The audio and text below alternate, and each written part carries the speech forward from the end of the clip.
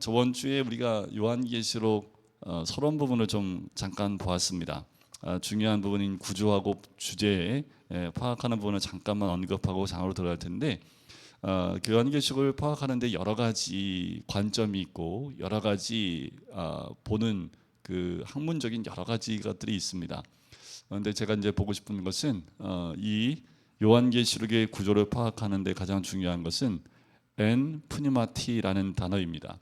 푸뉴마가 이 영, 생명 뭐 이런 의미가 있는데, 푸뉴마티에서 성령의라는 뜻을 갖고 있기도 합니다. 그러니까 엔 푸뉴마티 하면 성령 안에서라는 말로 해석이 돼요. 요한계시록에 총 4번의 엔 푸뉴마티가 나오는데, 이것을 통해서 각각의 계시록을 4단계로, 그러니까 환상이나 여러 가지로 나눌 수 있는데, 그 중간중간에 이 성령 안에서라는 말이 나오면서 이 구조를 파악하는데 굉장히 중요한 역할을 하는 것이 성령 안에서라는 단어입니다. 우리가 좀 기억해 보셔야 될 게 뭐냐면, 우리의 삶도 성령 안에서 변화가 되는 거지요. 우리가 성령 안에 있지 않으면 어디에 있을까요? 세상 안에 있습니다. 그리고 내 생각 안에 갇혀 있기 너무 쉽습니다.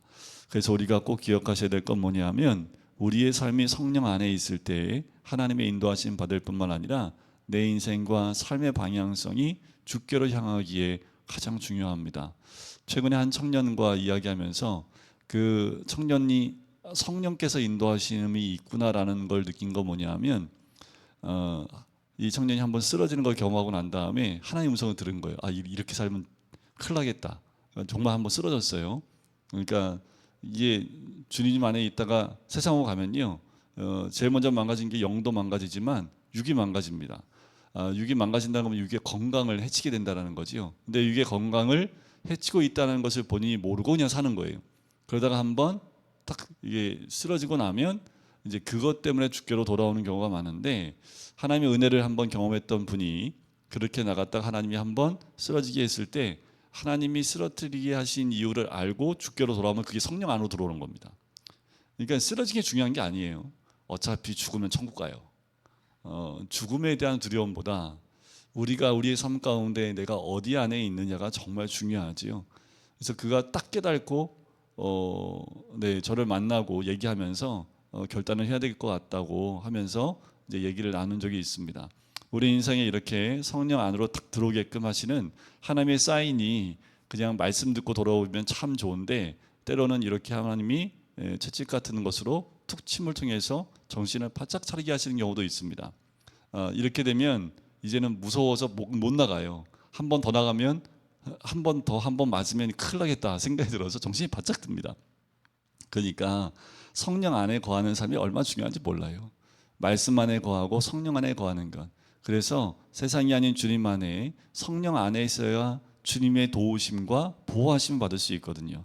그래서 요한계시록에 보면 1장 10절, 4장 2절, 17장 3절, 21장 11절, 띄엄띄엄 성령 안에서 이 일들이 진행되고 있음을 이 단어를 통해서 이야기하고 있습니다.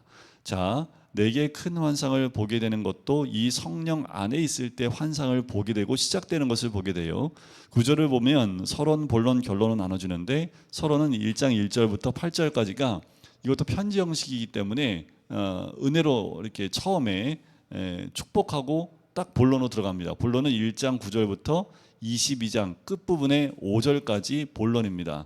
그 본론은 4개의 환상이 등장한다고 그랬죠. 첫 번째 환상은 1장 9절부터 3장까지입니다. 7교회에게 보내는 편지라 하면서 예수님의 그 형상을 보게 하시고, 그 다음에 7교회가 등장하고 난 다음에 두 번째 환상은 이제 인재앙과 나팔재앙과 대접재앙이 나오는, 인나대 그 재앙이 나오는 4장 1절부터 16장 21절까지가 두 번째 환상입니다. 세 번째 환상은 큰 성 바벨론입니다. 여기서 큰 성 바벨론이라고 하면 세상을 의미하기도 하고, 또 이때 당시에 로마를 의미하기도 하겠지요. 그 큰 성 바벨론에 대한 환상이 17장부터 20장 15절까지 나오고요. 마지막 4번째 환상은 거룩한 성 새 예루살렘, 그 환상이 21장 1절부터 이제 22장 5절까지 등장합니다. 자, 제가 이렇게 길게 말씀드린 것은 이 1환상부터 4번째 환상까지에 보면 첫 번째 환상과 네 번째 환상이 연결이 됩니다. 첫 번째는 이 지상에 있는 7교회에 대한 이야기를 한다면, 마지막 네 번째 환상의 주제는 완성된 새 예루살렘으로 완성된 교회, 하나님 나라를 보여주고 있지요. 그럼 두 번째하고 세 번째는 뭘까요? 세상에 대한 심판이 등장을 합니다. 그것이 두 번째 환상과 세 번째 환상에 나오는 내용입니다. 그러니까 이렇게 1, 2, 3, 4를 놓으면 1과 4가 연결되고 두 개, 두 번째, 세 번째가 이렇게 연결이 됩니다. 의미도 있고요. 그리고 환상 가운데에서 이렇게 샌드위치 구조로 교회와 교회 사이에 세상의 심판이 임한다는 것, 이것을 좀 한번 생각해보고 가면 좋을 것 같아요. 자, 1장으로 바로 들어가면 1장은 반모섬에 유배되어져 있는 사도 요한의 모습으로부터 시작을 합니다.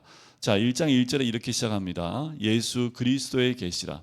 자, 계시의 말씀은 요한계시로 끝납니다. 그래서 지금 이제 신사도 운동이라고 해서 이 계시를 지금도 받고 있는 분들이 있다 해서 성경 이외에 이 말씀들, 특별히 예수 그리스도께서 주시는 하나님 주신 계시를 지금도 받고 있다라고 하는 허무맹랑하고 또 사람 중심적인 어떤 그런 이단적인 사상들이 일어나고 있는데, 이 요한계시록의 시작은 예수 그리스도의 계시로 시작을 합니다. 이것은 예수님이 주신 말씀이라는 거지요. 이는 하나님이 그에게 주사 반드시 속히 일어날 일들을 그 종들에게 보이시려고 그의 천사를 그종 요한에게 보내어 알게 하신 것이라. 사도 요한을 통해서 우리에게 또한 전해주고 알려주고 있는 거지요. 요한은 하나님의 말씀과 예수 그리스도의 증거 곧 자기가 본 것을 다 증언하였느니라. 그래서 요한계시록에 있는 모든 것들은 말씀과 본 것을 다 증언한 내용들이다 라고 기록하는 거지요. 3절에 보면 이 말씀을 읽는 자와 듣는 자와 그 가운데에 기록된 것을 지키는 자는 복이 있나니 때가 가까움이라.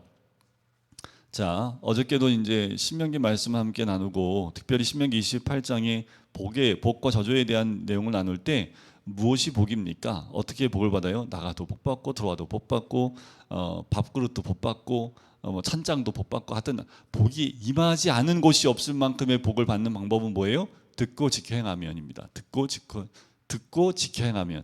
이게 이 3절도 똑같잖아요. 자, 읽는 건 뭐예요? 듣는 것과 함께 하는 거죠. 그리고 기록한 걸 지키는 자는 복이 있는 겁니다. 자, 때가 가까움이라는 거지요. 더욱더 우리가 때가 가까이 올수록 어디에 집중하셔야 됩니까? 주의 계시를 읽고 듣고 지키는 것에 집중해야 된다라는 거예요.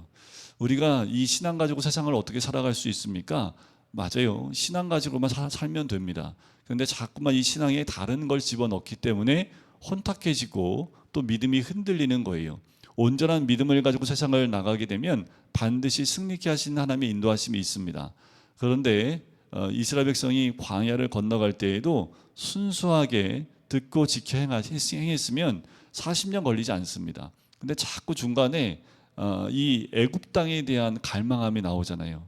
거기서는 뭐 먹고 우리를 죽이려고 광야에 데리고 나왔냐 하면서 원망 불평하지요. 그러니까 어떻게 해요? 40년이 걸린 겁니다. 온전한 순수한 믿음을 가지고 나가기까지는 40년이 걸린 거예요. 그만큼 우리의 생각과 마음이 혼탁해지면, 그러면 하나님 말씀과 믿음대로만 못 나갑니다. 그러면 시간이 오래 걸리는 거예요. 자, 때가 가까이 올수록 우리는 말씀을 읽고 듣는 것에, 그리고 지켜 행하는 것에 집중을 해야 합니다. 자, 4절에 보면 요한은 아시아에 있는 7교회에 편지한다. 7교회는 완전 숫자, 7은 완전 숫자입니다. 그러니까 이 땅에 있는 모든 교회에게 쓰는 편지다라고 보시면 되고, 또 7교회이다 보니까 7종류의 교회로 이 세상을 분류하기도 하고요. 이 7교회를 어떤 학자는 시대의 흐름상으로 표현하기도 합니다. 에베소 교회부터 시작해서 라오디아 교회까지 이것을 시대별로 그때 당시의 교회의 특성을 가지고 설명하는 학자도 있어요. 그래서 점점 이렇게 지금까지 시대로 쭉 나열해놓고 에베소 교회 시대, 서버나 교회 시대, 이렇게 해서 쭉 시간대별에서 지금은 라오디아 교회 시대다. 이 시대의 교회들이 라오디아 교회처럼 미지근한 교회가 되어졌다. 이렇게 설명을 하기도 합니다. 뭐가 맞는지는 나중에 사도 요한 만나보면 알겠지요. 그런데 중요한 건 뭐예요? 교회에게 준 편지는 누구한테 준 편지다? 우리 교회한테 준 편지다 라고 생각하시면 된다라는 겁니다. 자, 이제도 계시고 전에도 계셨고 장차 오실 이와 그 보좌 앞에 있는 7 영과, 자, 그리고 5절 6절에 이어서 계속 보면 6절에 보면 그의 아버지 하나님을 위하여 우리를 나라와 제사장 삼으신 그에게, 자, 우리를 뭐로 삼았어요? 하나님 나라와 제사장 삼으신 그에게 영광과 능력이 세세토록 있기를 원하노라. 자, 우리를 뭘 삼기를 원하십니까? 하나님 나라 삼기를 원해요. 나라와 제사장으로 삼기 원합니다. 그래서 많은 제사장이라는 것은 우리 모든 그리스도인들이 다 주 앞에 제사장이라는 겁니다. 다 그렇게 세워지길 원하고. 그런데 제사장들은 어떤 삶을 사는지 아세요?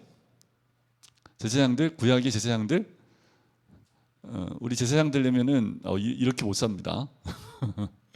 네, 철저한 규율과 함께 잘못해서 발 하나 잘못하면은 네, 정결함을 잃어버리기 때문에 바로 밖으로 쫓겨나갖고 일주일 동안 밖에서 정결할 기간을 또 보냈다가 들어오려면 또 번제부터 소제부터 시작해갖고 다 드리고 정결하게 되고 또 들어오고. 네, 이 제사장이 쉬운 게 아닙니다. 그런데 중요한 건 뭐예요? 우리가 하나님이 임재가 있고 하나님 앞에 나갈 수 있는 특권이 있는 사람들이 제사장입니다. 그러니까 예수 그리스도를 믿으면 우리가 다 누구한테 나갈 수 있어요? 하나님께로 나갈 수 있는 길이 열리는 겁니다. 그러니까 우리가 제사장이 된 것이 축복이지요. 언제든지 예수 그리스도 이름으로 주께로 나갈 수 있는 길이 열렸기 때문에 그래요. 그래서 여러분들 언제든지 눈 감고 기도하면 거기가 하나님 나라입니다. 그리고 그것이 지성소 안이 되셔야 합니다. 지성소 안으로 들어가기까지 광야의 시간들을 통과해서 지성소로 쑥 들어가게끔 하시는 것이 광야의 역할이기도 하지요. 자, 7절에 보면 볼지어다 그가 구름을 타고 오시리라. 각 사람의 눈이 그를 보겠고 그를 찌른 자들도 볼 것이요 땅에 있는 모든 족속이 그로 말미암아 애곡하리니 그러하리라. 아멘. 자, 이것은 뭐 애곡하는 사람도 있겠지만 주님의 오심을 기다리는 사람도 있겠지요. 그래서 보편적으로 지금 말씀을 하고 있고요. 8절이 참 중요합니다. 나는 알파와 오메가라. 처음과 마지막이라는 거죠. 이제도 있고 전에도 있었고 장차 올 자요 전능한 자라. 자, 이거는 시간의 흐름 가운데 있지 않다는 표현입니다. 지금도 있어요. 그런데 전에도 있었어요. 장차 올 거예요. 그러면 이 주님은 어디 계신 겁니까? 다 계신 겁니다. 그러니까 우리는 과거와 현재와 미래, 시간을 세 가지로 분류해서 우리는 현재에 거하고 있죠. 과거는 씁니다. 어서 있었습니다는 과거형으로 쓰고 있죠. 우리가 경험한 거. 미래는 아직 우리가 가보지 않은 세상을 미래로 봅니다. 하지만 하나님은 그 시간에 전체에 함께 임재하고 있는 분이기 때문에 어디에만 국한되어 있는 분이 아니라는 거예요. 과거에도 계셨지만 현재도 계시고 미래에도 계실 분. 그래서 시간에 구애받지 않고 시간 위에 시간을 창조하신 분으로 그 위에 계신 분이라는 표현이지요. 그러니까 뭐예요? 처음과 끝까지.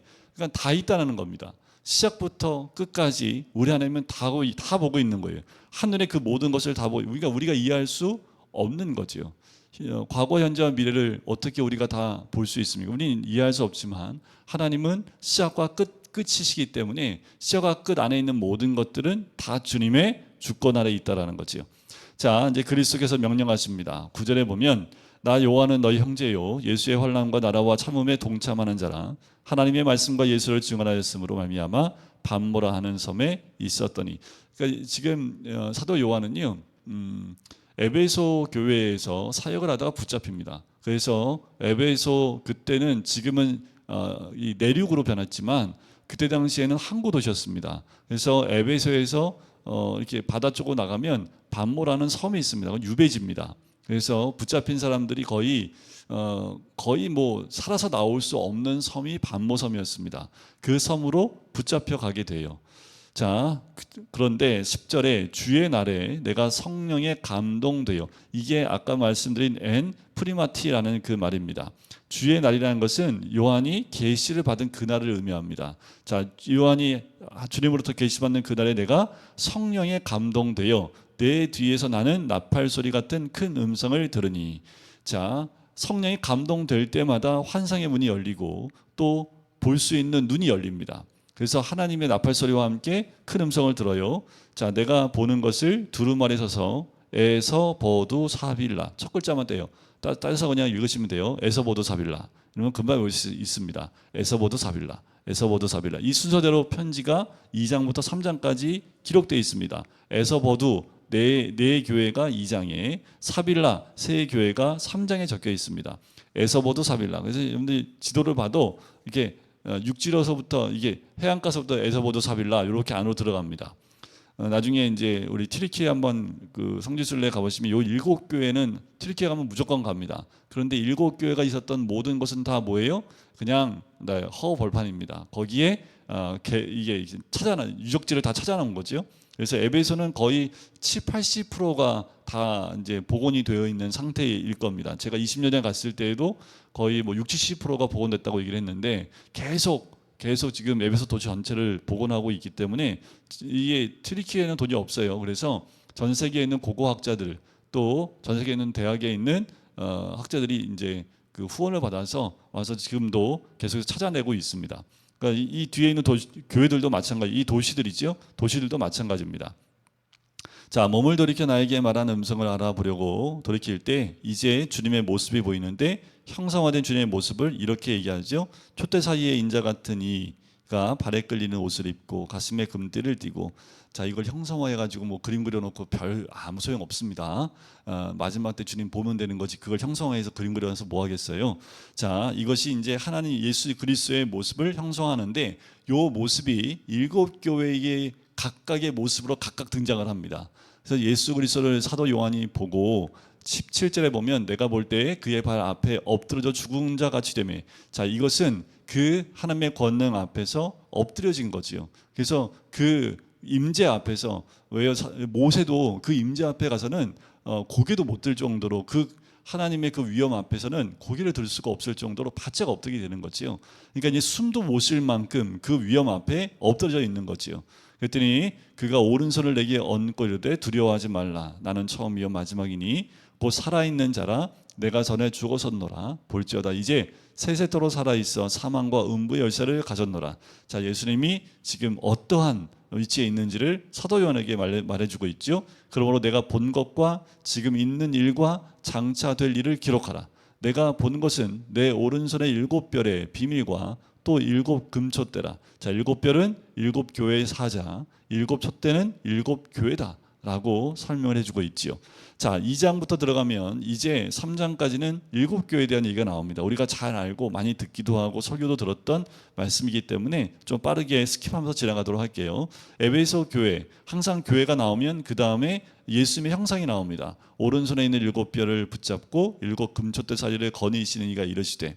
자, 이 예수님께서 이제 말씀해 주는 거예요. 2절에 보면 내가 내 행위와 수고와 내 인내를 알고 또 악한 자들 용납하지 아니한 것과 자칭 사도라 하되 아닌 자들을 시험하여 그의 거짓된 것을 내가 드러낸 것과 또 내가 참고 내 이름을 위하여 견디고 게으르지 아니한 것을 아노라. 하나님은 다 아신다라는 거예요. 네가 에베소라는 그 도시 안에서 신앙을 지키고 믿음을 지켰던 것, 그 모든 내용들을 내가 안다. 네 행위와 수고와 내 인내 다 안다. 그리고 용납하지 않은 것도 안다. 다 알고 있다라는 거지요. 그건 칭찬이겠지요. 우리 주님 다 알고 계십니다. 그런데 거기에 한 가지 빠진 부분, 더 채워야 될 부분을 책망하기 원하시는 거죠. 4절에 보면 그러나 너를 책망할 것이 있나니 너의 처음 사랑을 버렸느니라. 자, 이 처음 사랑이 무엇이냐에 대한 이야기는 지금도 학자들에서 여러 가지로 나왔고 다 나왔습니다. 이거 말고 또 있을까 할 정도로 굉장히 다양하게 나왔어요.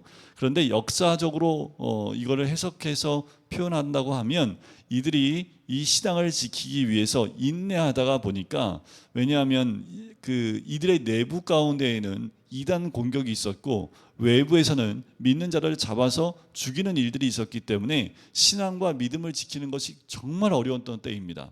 그럼에도 불구하고 이들이 뭐 한 거예요? 자, 인내하고 악한 자들 용납 안 하고 자칭 사도라 하는 자를 시험해서 나의 거짓을 드러내는, 그 와중에도 그 고통 가운데에도 이런 일을 행한 거지요. 그러다 보니까 굉장히 칼날처럼 세워져 있는 이들의 모습 가운데 사랑이라는 단어가 점점 사라져 버린 겁니다. 신앙을 지키다 보니까 고통 가운데, 힘든 가운데 이제는 서로를 사랑하는 그 마음들이 점점 식어져 버린 거죠. 그러니까 처음에 사랑했던 그 사랑을 버렸다라는 표현을 쓰시는 겁니다. 그러므로 어디서 떨어졌는지를 생각하고 회개하여 처음 행위를 가지라. 그 말은 뭐예요? 회개하고 회개하고 처음 행위를 가지라. 내가 나를 사랑했던 것처럼 네가 처음 믿음 생활하며 그 믿음을 함께 나눴던 그 행위를 다시 회복하라. 만일 그리하지 아니하고 회개하지 아니하면 내가 네게 가서 촛대를 옮겨버리겠다라는 거예요. 자, 아무리 많은 것을 해도 하나님 회개하지 않으면 촛대를 옮겨버리겠다라고 경고를 하고 계시는 거지요. 이들이 회복해야 될 것이 무엇인지를 또 정확하게 말씀하고 있는 겁니다. 교회는 공의도 필요하지만 사랑도 필요합니다. 공의와 사랑이 서로 떨어져 있으면 그것은 안 되는 거지요. 사랑만 강조돼도 안 되고 공의만 강조돼도 안 됩니다. 자, 이렇게 내가 말씀에 따라 잘하고 승리하고 이기면 또 6절에 보면 니골라당의 행위도 미워하는도다. 나도 이것을 미워하노라. 그러니까 에베소 교회가 못한 거 별로 없어요. 다 잘했어요. 근데 식어버린 그 사랑을 주님이 다시 회복하기를 원하고 계시는 거지요. 내가 성령이 교회에게 하시는 말씀을 들을지어다. 이는 그에게 하나님의 낙원에 있는 생명나무의 열매를 주어 먹게 하리라. 나는 또 하나님께서 하늘나라 가운데 또 하나님의 낙원 가운데 주실 복에 대한 부분을 말씀하시죠. 서머나 교회를 볼까요? 서머나 교회는 칭찬받는 교회입니다. 책망이 없어요. 그래서 이 두 교회가 있습니다. 7교회 가운데 2교회는 칭찬만 받는데 서머나 교회와 빌라델비아 교회입니다. 그러니까 어떤 교회 썸머빌라 이렇게 오시면 돼요. 썸머빌라. 여름에는 빌라로 놀러 간다. 썸머빌라 이렇게 오시면 네, 칭찬만 받는 교회 썸머빌라. 그래서 서머나 빌라델비아 이 두 교회는 칭찬만 받습니다. 자, 서머나 교회를 한번 볼까요? 서머나 교회는 처음이며 마지막이요 죽었다 살아나시니 얼마나 이가 고난 가운데도 믿음을 지켰으면 부활의 주님의 소망 가운데 주님 말씀하실까라는 거지요. 9절에 내가 내 환난과 궁핍을 알고 실상은 내가 부요한 자니라. 네가 얼마나 궁핍한지 믿음을 지키기 위해서 이때는 이 믿음을 지키기 위해서 자신들이 해야 될 모든 관계를 다 끊을 수밖에 없고 상업 활동도 못하고 모든 재산을 다 빼앗기는 때이기도 합니다. 자, 거의 200년 넘게 고난을 받았지만 그 가운데 200년 매년 받은 게 아니라 특별히 고난이 심했던 왕들이 있습니다. 황제들이 있습니다. 그냥 그리스도인들은 모든 재산을 다 몰수해버립니다. 몰수해버리고 모든 관계를 다 뜯어버리고, 왜냐하면 이들과 관계하는 모든 자들도 다 똑같은 대접을 받았기 때문에 그런 고난을 겪었기 때문에 철저하게 이들이 그 환난과 궁핍 가운데 그냥 가진 것 아무것도 없어요. 그런데 우리 주님 거꾸로 뭐라고 말씀하십니까? 그런 너희가 오히려 부요한 자니라. 자칭 유대인이라 하는 자들은 자들의 비방도 알거니와 실상은 유대인이 아니요 사탄의 회당이라. 실제로 유대인들은 기독교인들을 너무 잘 알지요. 그런데 우리는 누가 신천지인지 알지요. 세상 사람들은 누가 신천지인지 알까요? 다 똑같아요. 그냥 교회 다니는 사람들이에요. 이재롱 목사 다니는 그 교회도 세상이 봤을 땐 다 똑같은 교회예요. 그 교회가 잘못했다고 하면 다 교회들이 잘못한 걸로 알아요. 근데 우리들은 알죠. 저 이단이고 저건 교회 아닌 거 알고 저거는 잘못된 거 알아요. 근데 오직 신천지는 워낙 사회적 이슈를 많이 나타내서 저 이단이래. 그래서 안 믿는 사람들도 알아요. 신천지는 알아요 이제. 그리고 통일교도 교회가 아닌 거 알아요. 그런데 너무 아이러니한 건 뭐냐면 우리나라의 이 교계 기독교 인구수의 이단도 다 들어간 거 아시죠? 다 이단들까지 다 통틀어서 몇 명 이렇게 나와요. 그래서 실제로 그리스도인들 진짜 교회만 다 떼고 그냥 진짜 정상적인 교회 다니는 숫자만 하면 몇백 명 안 된답니다. 지금 그 신천지가 30만 명이 넘는데요. 뭐 13만 4천 명만 되면 넘으면 주님 오신다고 해놓고 지금 30만 명이 넘는 됩니다. 네, 조만간 쪼개지겠죠. 13만 4천 명으로. 네, 그렇게 가면 이제 네가 진짜 13만 4천 명이냐 우리가 이렇게 하면 나눠질 겁니다. 자, 이 유대인들이 그 역할을 한 거예요. 이때 당시에 그리스도인들을 색출해내는데 아주 중요한 역할을 이 유대인들이 합니다. 자, 10절에 보면 너는 장차 받을 고난을 두려워하지 말라. 볼지어다 마귀가 장차 너희에게 가운데 몇 사람 오게 던져 시험 받게 지금도 시험 받아서 힘들어 죽겠는데 앞으로도 또 온대요. 근데 두려워하지 말랍니다. 너희가 10일 동안 환난을 받으리라. 그런데 뭘 요구하시는 거예요? 네, 죽도록 충성하라. 그리하면 내가 생명의 관을 내게 주리라는 거예요. 그러니까 죽음 앞에 두려워할 필요 없이 죽도록 충성하는 것을 또 계속 말씀하고 계시지요. 이기는 자는 둘째 사망의 해를 받지 아니하리라. 그러니까 이들의 그 고난과 그 죽음에 대한 두려움이 얼마나 컸는지를 이 말씀을 통해서 알 수 있겠죠. 자, 버가모 교회에 사자에게 편지합니다. 좌우에 날선 검을 가진 이가 이르시되. 벌써 버가모 딱 하면 검이 나온 거 보니까 심상치가 않아요. 그죠? 검 나온 거 보니까 벌써 주님이 검 들고 서 계시잖아요. 자, 13절 내가 어디에 사는지를 내가 아노니 거기는 사탄의 권세가 있는 데라. 그러니까 이 교회 자체가 얼마나 힘들었는지 알 수 있겠지요. 사탄의 권세가 있는 곳이니 그건 뭐예요? 권자라는 것은 드로노스라는 단어를 쓰는데 왕이나 심판자의 자리를 의미합니다. 그러니까 사탄의 그 권자, 권능이 있는 그곳에 교회가 세워졌으니 이들이 얼마나 힘들겠습니까? 네가 내 이름을 굳게 잡아서 내 충성된 증인 안디바가 너희 가운데 곧 사탄이 사는 곳에서 죽임을 당할 때에도 나를 믿는 믿음을 저버리지 아니하여도다. 그러니까 그만큼 이 버가모라는 도시에 이 우상과 이런 것들이 얼마나 많았는지 진짜 보면 당시에 버가모에 있던 신전들이요 몇 개가 있냐면은 제우스, 아테네, 디오니소스, 트라이안 신전, 뱀신인 에스클레이 피오스 신전, 황제의 신전 등등. 그러니까 전 그때 당시 도시 가운데 가장 많은 신전을 보유한 도시가 버가모 도시입니다. 그러니까 뭐예요? 사단의 권세가 있을 수밖에 없지요. 그 가운데에 복음이 세워진다는 게 얼마나 힘들겠습니까? 자, 14절 그러나 내게 두어 가지 책망할 것이 있나니 거기 내게 발람의 교훈을 지키는 자들이 있도다. 발람이 발락을 가르쳐 이스라엘 자손 앞에 걸림돌을 놓아 우상의 제물을 먹게 하였고 또 행음하게 하였느니라.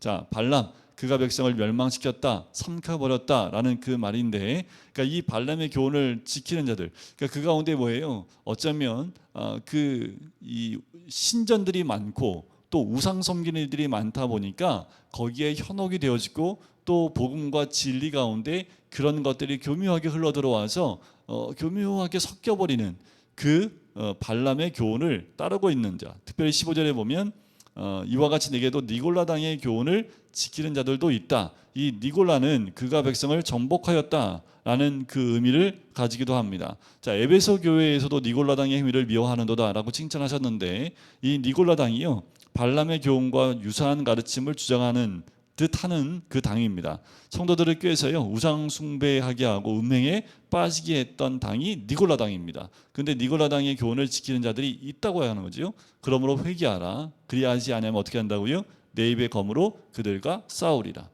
그러니까 지금도 별반 다르지 않아요. 지금도 이런 교회 안에 그래서 우리가 교리가 딱딱하지만 교리를 제대로 알고 있지 않으면 어디서 어떻게 우리 공격해 들어올 때 방어하고 뭐가 진짜인지 가짜인지를 구분하고 분별하는데 어려움이 있습니다. 시대가 복잡해질수록 정말 이런 것들이 교회 안에 스물스물 들어올 때 이거를 어떻게 제어할지도 모르고 그냥 내 머리가 시원한 대로 쫓아갈 수 있다라는 거지요. 자, 두아디라 교회를 볼까요? 두아디라 교회. 근데 이 버가모는요, 이 제2차 세계대전 때 독일에서 이곳을 점령해서 여기 있는 유적지를 다 가지고 베를린에 다 옮겨놨습니다. 이게 베를린 가시면요, 거기 있어요. 크게 유적지 같이 이렇게 복원해 놓은데 큰 건물 안에 딱 들어가면 제가 20년 전에 한번 들어가 봤는데 되게 비싸요. 10유로의 입장권이. 10유로면 얼마입니까? 얼마 안 하나? 한 16,000원 하는 건가요? 네. 근데 얘네들은 들어가는데 거기를요 애들이 계속 찾아오더라고요. 그러니까 와서 계속 공부하고 있는 그 모습, 야, 혹시 좀 다르다라는 생각이 들었는데 그 안에 들어갔더니 버가모에서 발견된 그 유물들이요 다 잘라가지고 와서 독일에다가 와서 독일 안에다 다 맞춰놓은 거예요. 그래서 실제로 버가모 이렇게 발굴된 곳보다 지금 독일의 베를린 가면 거기에 있는 거의 대부분의 그 유적지가 다 거기에 지금 옮겨져 있습니다. 자, 두아디라 교회 18절에 보면 두아디라 교회 사자에게 편지하라. 그 눈이 불꽃 같고 그 발이 빛난 주석과 같은 하나님의 아들이 이르시되 자, 19절 내 사업과 사랑과 믿음과 성김과 인내를 아노니 내 나중 행위가 처음 것보다 많도다. 야, 굉장한 축복의 말씀이지요. 그런데 책망할 일이 있습니다. 자, 자칭 선지라는 여자 이세벨을 내가 용납함이라. 자, 에베소 교회는 자칭 선지자들을, 자칭 사도를 다 이렇게 걸러냈는데 이 두아디라 교회는 그걸 못한 거예요. 그래서 여자 이세벨을 내가 용납함이니 그가 내 종들을 가르쳐 꾀어 행음하게 하고 우상의 제물을 먹게 하노다. 그러니까 니골라당이나 이 이세벨은 아합 왕의 와이프였잖아요. 그래서 아방에 와입했던 이세벨이 뭐 했습니까? 자신이 살고 있는 그 지역에는 우상을 가지고 들어와서 아방도 함께 섬기게 만들지요. 그때 많은 선지자들이 죽었고, 그때 엘리야가 갈멜산에서 이렇게 한판 붙었던 그때 그 이세벨이 그때 자기 제사장들 다 죽였다고 엘리야 내가 너 죽일 거야 해서 엘리야가 무서워서 도망가게 만들었던 그 여인입니다. 그런데 그 여인이 이 여인은 아니겠죠. 그런데 이름이 이제 그 여인을 쓰고 있는 것을 보면 얼마나 음란하고 우상의 제물과 우상을 섬기는지를 이 이름으로 짐작해 볼 수 있는 겁니다. 자, 22절 볼지어다 내가 그를 침상에 던질 터이요 또 그와 더불어 가늠한 자도 마찬가지고. 자, 23절 내가 사망으로 그의 자녀를 죽이리라. 23절 끝에 각 사람의 행위대로 갚아주리라 라는 거지요. 그리고 26절 이기는 자와 끝까지 내 일을 지키는 자에게는 만국을 다스리는 권세를 주겠다라고 말씀을 합니다. 자, 3장에 넘어가면 이제 4대 교회가 나옵니다. 4대 교회의 사자에게 편지하라. 하나님의 7 영과 7 뼈를 가진 이가 이르시되, 자, 내가 내 행위를 아노니. 다 모든 교회들 하나님이 그 교회 행위를 다 아신다고 합니다. 내가 살았다 하는 이름은 가졌으나 죽은 자로다. 큰일 났네. 살아있는데 죽은 자와 같다고 하나님이 책망하십니다. 너는 일깨어 그 남은 바 죽게 되는 것을 굳건하게 하라. 내 하나님 앞에 내 행위에 온전한 것을 찾지 못하였노니 그러므로 내가 어떻게 받았으며 어떻게 들었는지 생각하고 지켜 회개하라. 그러니까요, 어떻게 받고 어떻게 들었는지 생각하라는 거지요. 그러니까 듣지도 못하고 받지도 못하면 회개도 못합니다. 그래서 우리가 받을 수 있고 들을 수 있는 것이 복입니다. 만일 일깨지 아니하면 내가 도둑같이 이르리니 어느 때에 내게 이르는지 내가 알지 못하리라. 그 말을 거꾸로 생각하면 뭘까요?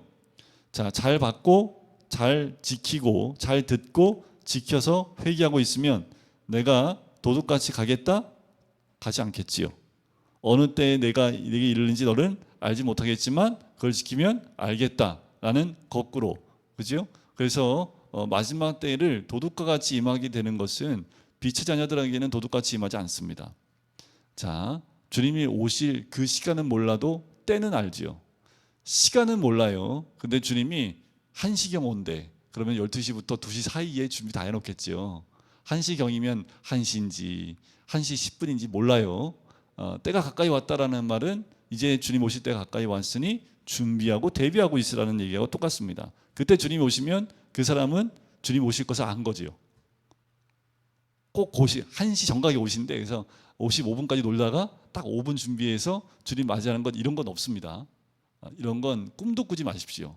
그래서 어떤 분이 뭐라고 얘기하냐면은 그 예수님이 십자가의 오른쪽 그 강도가 죽기 전에 구원받았지. 그건 그 사람 한 명으로 끝난 거라고. 그 이외에는 없다라고 얘기하십니다. 그 이외에는 없다. 그걸 바라고 있지 말고 그런 건 있을 수 없는 일이니까 앞으로 그런 건 생각지도 말라. 그러니까 마지막 때를 올 준비할 때 그 때를 알면 그때 준비하면. 근데 마지막 때를 아는 것도요, 듣고 있어야지 아는 건데 안 듣고 있으면요, 그때가 왔다고 아무리 나팔을 불어도 들을 수 있는 귀가 막혔기 때문에 듣지 못합니다. 그러니까 우리의 귀를 듣지 못하게 하는 것들을 빨리 이렇게 파내셔야 됩니다. 귀절에서 빨리 파내셔서 들을 수 있도록 하시는 게 은혜지요. 그러므로 내가 어떻게 받았으며 어떻게 들었는지 꼭 회개하라는 거지요. 그리고 4절 그러나 사대에게 그 옷을 더럽히지 아니한 자 몇 명이 내게 있어 흰 옷을 입고 나와 함께 다니리니 그들은 합당한 자인 영고라. 그 가운데에도 흰 옷을 입고 있는 자들이 있다라고 지금 말씀하시지요. 자, 7절 빌라델비아 교회입니다. 다윗의 열쇠를 가지니 열면 닫을 사람이 없고 닫으면 열 사람이 없는 그가 이르시되 볼지어다 내가 내 앞에 열린 문을 두었노니 능히 닫을 사람이 없으리라. 내가 내 행위를 아노니. 다 지금 교회마다 내 행위를 다 안다고 말씀하고 계시죠. 내가 작은 능력을 가지고서도 내 말을 지키며 내 이름을 배반하지 아니하였도다라는 거예요. 작은 능력이라는 건 뭘까요? 그만큼 작은 믿음일 수 있겠지요. 그런데 그 능력을 가지고도 배반하지 않았다는 거예요. 그리고 믿음을 지켰다라는 거지요. 보라 사탄의 회당고 자칭 유대인이라 하나 그렇지 아니하고 거짓말하는 자들 중에 며칠 내게 주어 그들로 와서 내 발 앞에 절하게 하고 내가 너를 사랑하는 줄 알게 하리라. 내가 나의 인내의 말씀을 지켰은즉 내가 또한 너를 지켜 시험의 때를 면하게 하겠다라는 거예요. 여러분들 모든 말씀은 인내의 말씀입니다. 인내 없이는 말씀에 순종할 수 없습니다. 들리는 것만으로는 소용이 없습니다. 듣고 지켜 행하는 것 다 인내의 말씀입니다. 그 말씀들은 왜 우리가 인내할 수밖에 없냐 하면 우리의 육은 그 말씀대로 가기 원치 않습니다. 내 영은 주의 말씀을 따라가기 원하지만 내 육은 원치 않아요. 그러면 내 육을 제어해야 되기 때문에 인내가 반드시 들어갑니다. 우리가 원래 태생이 하나님 말씀을 기뻐하고 주의 뜻을 사모하고 기뻐하는 것으로 태어났으면 너무 좋을 텐데 우리가 이 땅에 죄인으로 태어났기 때문에 단 한 명도 인내의 말씀, 인내 없이는 말씀을 지켜나갈 수 없습니다. 그러니까요, 어떤 분은 정말 100의 인내가 필요한 분이 있을 수도 있고 어떤 분은 10의 인내가 필요할 수도 있겠지만 단 한 명도 인내 없이는 말씀을 지킬 수 있는 분이 없습니다. 자, 12절 이기는 자에게 하나님의 성전의 기둥이 되게 해주겠다라고까지 얘기를 해주죠. 제 마지막 7번째 교회가 이제 라오디게아 교회입니다.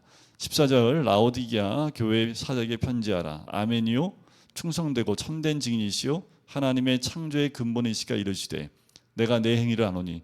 다 교회마다 이 얘기 반복해 나오지요. 그런데 내가 차지도 아니하고 뜨겁지도 아니하도다. 내가 사든지 뜨겁든지 하기를 원하노라. 기억나실지 모르겠지만 이 라오디게아라는 도시와 함께 세 개의 도시가 삼각형을 이루고 있습니다. 그래서 골로새 교회, 히에라폴리스라는 히에라볼리라는 도시, 그리고 이 라오디게아라는 도시, 세 교회, 세 지역이 삼각형을 이루고 있는데 그렇게 멀리 떨어져 있지 않습니다. 그렇게 멀리 떨어져 있지 않아요. 근데 특징은 골로새라는 도시에서는 아주 차가운 생수가 나옵니다. 그래서 골로새 도시에는 그 마실 물이 굉장히 풍부해요. 그리고 굉장히 신선한 물이 나옵니다. 히에라볼리라는 곳, 지금 히에라폴리스라고 하는데 지금도 가면 파무칼레라고 하는, 여러분들 검색해 보시면 잘 나와요. 파무칼레. 파무칼레라는 게 그 목화성이란 뜻인데 거기서 온천수가 나옵니다. 그 온천수가 너무 좋아서요. 거기서 나오는 그 이렇게 산을 타고 이렇게 물이 내려오는데 다 흰색으로 바뀌어 있습니다. 성분 때문에. 그래서 1990년대에는 가서 이렇게 한국 사람들 너무 좋아하잖아요. 온천 너무 좋아하잖아요. 그래서 동양 사람들이 가서 너무 온천을 즐기다가 이게 오염이 돼가지고 이제는 발도 못 들어가게 막아놨습니다. 지금도 온천물이 나와요. 그래서 이렇게 멀리서 보면 하얘요. 그래서 목화성처럼 아예 한 면이 하얗습니다. 거기서부터 이 라오디게아 교회 도시는 어떤 도시냐면 생산하는 게 아무것도 없습니다. 여기는 금융업이 발달된 도시입니다. 그냥 도시 자체가 금융 도시예요. 금융 도시. 그래서 이 도시가 어떤 특징이 있냐면 지진으로 다 이 그때 당시 아시아하고는 튀르키예에 있는 모든 지방이 다 쑥대밭이 된 적이 있습니다. 그래서 로마에서부터 지원을 받아서 다시 도시를 재건하는데 유독 라오디아라는 도시만 자체적으로 도시를 다시 회복한 도시입니다. 그만큼 돈이 많아요. 그러니까 금융업을 했기 때문에 돈이 많아요. 그러다 보니까 지금도 이제 그 튀르키예 가면 그 히에라볼리로부터 라오디게라는 곳으로 그 수로가 그때 만들었던 수로가 아직 남아 있는 구간이 있습니다. 근데 수로가 이게 지금처럼 뭐 이렇게 파이프로 묶는 게 아니라요. 그냥 노출된 데에서 이렇게 U자형으로 해서 이렇게 서로 연결해 놓은 거예요. 그래서 물이 흘러갈 수 있도록. 생각해 보세요. 아무리 뜨거운 물이라고 하더라도 이게 몇 킬로 흐르면 어떻게 될까요? 시원하지가 이게 미지근해지겠죠. 골로새에서도 똑같이 그렇게 수로를 만들어서 라오디게아라는 도시가 물이 굉장히 안 좋은 곳입니다. 그런데 여러분들 그 미국에 가면 그 아파트 말고 개인 집에 가면 거의 대부분 집마다 좀 잘 사는 집들은 뭘 갖고 있는지 아시죠? 수영장 갖고 있어요. 수영장. 그래서 에어비앤비 이렇게 해서 미국에 가면 그 수영장까지 딸린 집 뭐 이렇게 해서 수영장 놀고 하시는데 이 라오디게아 도시가 그래요. 돈이 워낙 많으니까 집집마다 다 이 수영장을 만들어 놨어요. 근데 문제는 뭐냐면 물이 안 좋으니까 어떻게 해요? 수영을 하면 눈병이 그렇게 잘 걸려요. 근데 유독 왜 근데 수영장 맞는지 이해가 안 가긴 하는데 하여튼 뭐 그랬대요. 그래서 안약이 참 발달돼 있는 도시기도 하고요. 이 그때 당시에 굉장히 유명한 그 의사가 있는데 그 의사 고서에도 그러니까 의사들이 보는 고서에도 나와 있는 것처럼 여기에 나오는 안약이 그렇게 눈병의 특효약이라고 합니다. 자, 여기서 15절에 보면 내가 사든지 더 뜨겁든지 하라라는 말을 이 도시 사람들이 들으면, 교인들이 들으면 이게 뭔지 알지요. 그리고 내가 이같이 미지근하여 뜨겁지도 아니하고 차지도 아니하니 내 입에서 너를 토하여 버리라. 그러니까 구토한다는 얘기지요. 이 지방에 있는 물이 너무나 더럽기 때문에 그 물을 마시면 다 토한다고 합니다. 그러니까 이것도 이 도시 이 교회 사람들이 뭔지 알아요. 17절 내가 말하기를 나는 부자라 부요하여 부족한 것이 없다 하나 내 곤고한 것과 가는 것. 그러니까 얼마나 부요한지를 얘기하고 있는 거죠. 그런데 실상은 뭐예요? 곤고한 것과 가련한 것과 가난한 것과 눈먼 것과 벌거벗은 것을 알지 못하는도다. 겉으로는 삐까뻔쩍하고 모든 것을 가지고 있고 부족한 것이 없다고 얘기하는데 영적으로 보면 뭐예요? 다 허르고 눈도 멀고 벌거벗었고 가련하고 가난한 것 모든 그 너의 영적인 모습도 이와 같다라는 거지요. 그래서 주님 뭐라고 합니까? 18절에 불로 연단한 금을 사서 부요하게 하고. 불로 연단한 금이 뭘까요? 믿음이겠죠. 믿음. 그 믿음은 어떻게 순수해집니까? 네, 이와 같이 불로 연단한 금과 같이 고난을 통과해야지 되겠지요. 그 말은 교회가 그 돈 많은 도시에서 그 도시 가운데 같이 동화되어져 버렸다라고 보시면 됩니다. 기독교가 들어가서 복을 받게 되면 좋은데 그 복이 넘쳐나면 교회들이 나태해지기 시작을 합니다. 지금 이제 주일날 제가 이제 6월에 선교사님 얘기를 해드렸는데 잠깐만 조금만 더 말씀드리면 그때 당시 1990년대 초반 1990년대 1990년대는 네, 얼마 전이죠. 1900년대 초반에 미국의 교회들의 현실이 뭐냐면 교회들이 더 이상 확장되지도 않고 안락하고 고난이 없어요. 그러다 보니까 교회가 점점 복음에 대한 열정도 상실하게 되어지고 굉장히 교회들 지금 우리 한국 교회들이 가는 그 길과 아주 똑같은 모습이었다고 그러더래요. 그러니까 교회들이 힘들이 다 없는 거예요. 그리고 복음의 열정도 없고 그냥 그렇게 그 기독교인으로 살아가는 정도. 그러니까 뭐 어떠한 열정도 없는 그 단계에 있었는데 이제 이 선교사님들이 한국 땅에 왔는데 한국에 있는 전혀 모르는 그 백성들이 정말 무지한 백성들이 예수 믿고 변화된 모습을 통해서 듣기 시작을 합니다. 그것 때문에 이 미국에 있는 교회들이 도전을 받기 시작을 해요. 그래서 오히려 한국 땅이나 동남아시아, 특별히 이제 한국 땅에 있는 이 그리스도인들 때문에 미국에 있는 사람들 가운데 큰 충격을 받습니다. 성령의 역사를 여기서 경험하거든요. 성사님들 통해서 한국 땅 가운데 일어나는 성령의 역사들을 거꾸로 막 들어가니까 이 미국 땅에서 난리가 난 거예요. 어떻게 저런 땅에도 하나님의 역사가 있을 수 있느냐 하면서 이 미국 땅에서 할 수 있는 건 뭐예요? 돈이 많으니까 원조를 자꾸 보내는 겁니다. 그래서 이게 6.25 이후에 이 미국에 있는 수많은 교회들이 영적인 그 육적인 여러 가지 그 물자들을 교회에 공급해 오기 시작을 합니다. 그래서 그것이 교회가 다시 회복하고 세워지는데 굉장히 큰 역할을 하게 됩니다. 그러니까 이게 6.25를 거치면서 하나님께서 선교사님들을 통해서 이런 역사를 일어나게 하시고 또 미국에 있는 많은 교회들, 특별히 그때는 미국 사회에 정치인들이 다 교회 다녔습니다. 그러니까 한국에 대해서 듣지 못했던 정치인들이 오히려 선교사님 통해서 한국이라는 곳에 교회가 세워지고 한국이라는 곳에 믿음이 들어갔다라는 그 이야기를 들으면서 한국이라는 이름을 듣게 되고 그 신뢰가 한국에서 유학 간 미국에 있는 한국 사람들이 있었는데 다 크리스찬이었던 거예요. 근데 그 사람들 만나보니까 그게 사실인 거예요. 그래서 이 미국에 있는 정치 세계 안에서 이 한국이라는 일본이 뭘 했냐면 한국을 먹기 위해서 여러 가지 이제 그 외교 활동들을 벌였는데 오히려 거꾸로 하나님이 이걸 뒤집어 놓으신 거예요. 한국에 있는 그리스도인들을 인해서 그런 일들이 일어났지요. 그러니까 미국 사회를 변화시키는 것 가운데 일목을 한 게 우리 한국에 있는 그리스도인들이 그것도 역할이 있다고 역사적인 어떤 그 근거들이 좀 나와 있기도 합니다. 자, 여기에 있는 그 라오디게아의 모습이 어쩌면 요즘 시대에 우리 한국에 있는 많은 교회들의 모습이지 않을까라는 생각이 들어요. 개척교회에 가도 힘들고 어려운 분들보다는 대부분 다 쉽지 어려운 분들도 있지만 그 어려운 가운데에도 옛날만큼 그렇게 어려운 분들이 없지요. 그러니까 지금 18절의 두 번째 줄에 보면 부유하게 하고 흰옷을 사서 입어 벌거벗은 수치를 보이지 않게 하고 안약을 사서 눈에 발라 보게 하라. 다 영적인 말씀하시는 거지요. 그 말을 거꾸로 하면 넌 눈도 멀었고 그리고 입을 옷도 없고 그리고 흰옷도 입지도 않았고 그리고 너는 가난한 자다 라는 완전히 거꾸로 된 그들의 모습을 보여주고 계시는 거지요. 19절 물은 내가 사랑하는 자를 책망하여 징계하노니. 일곱 교회 가운데 가장 유일하게 여기에만 나오는 단어입니다. 내가 사랑하는 자.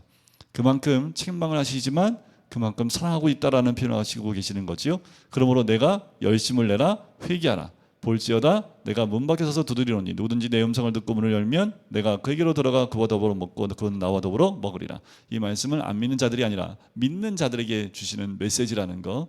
그래서 안 믿는 자에게 이 말씀 드릴 게 아니라 믿는 우리가 예수님을 문을 열고 환영을 받아들여야 되는데 하지 않았던 라오디게의 그 교회의 성도들에 대한 것들을 이 20절 한 절 말씀으로 표현해서 설명해 주고 있는 거지요.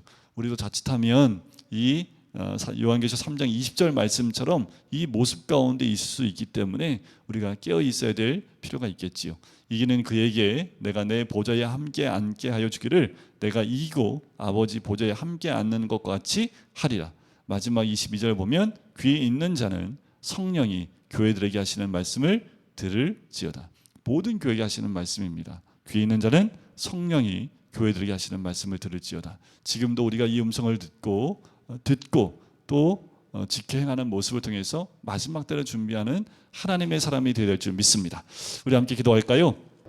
사랑의 주님, 우리의 연약함을 아시고 우리의 부족함을 아시는 아버지 하나님, 우리의 모든 심령들이 주님 앞에 다시 깨어나길 원하며 아버지 하나님, 우리의 모든 행위를 다 하신다 말씀하시는 주님, 내가 내게 책망할 것이 하나 있다 라는 그 말씀을 우리가 기도하며 듣고 우리 안에 부족한 것들, 여전히 연약하여 돌이키지 못한 것들, 또한 주님이 알고 보고 계시다 말씀하시는데도 불구하고 돌이키지 못하는 우리의 모습들, 주님의 때가 심히 가까이 와서 아버지 안에 너희가 성령이 너희에게 들려주시는 그 말씀을 들을지어다 말씀하시고 이기는 자에게는 주의 나라 가운데 이런 복을 주겠다 말씀하시는 주의 음성을 듣고 아버지 하나님 깨어있는 우리들 이 마지막 때를 준비하며 하나님의 은혜를 누릴 수 있는 주의 백성 될 수 있도록 축복하시고 인도하여 주시옵소서.